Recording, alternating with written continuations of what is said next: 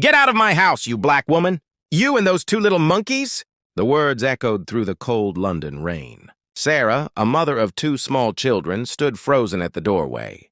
Her husband, Mark, cold, selfish, and blinded by pride, had left her for another woman and thrown her out of the home they once built together. That night, Sarah had nowhere to go.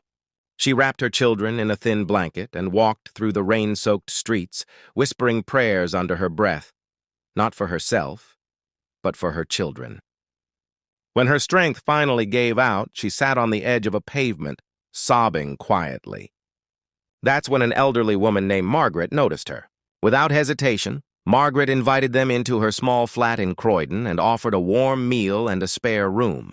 Sarah felt ashamed but determined to repay her kindness.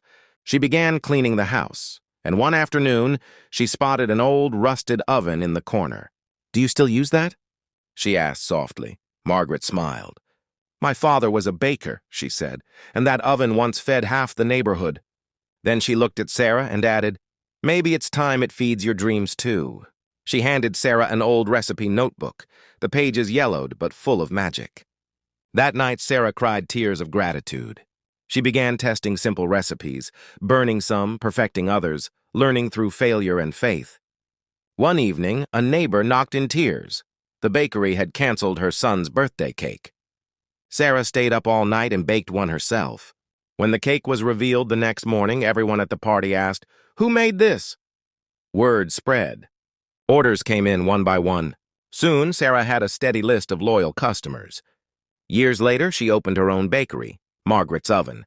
She paid her debts, bought a home for her children, and built a life she once thought was lost. Margaret passed away peacefully, but Sarah never forgot the night that changed everything. Now she helps struggling mothers, saying, "God gives us the tools, but it's up to us to use them to change our lives."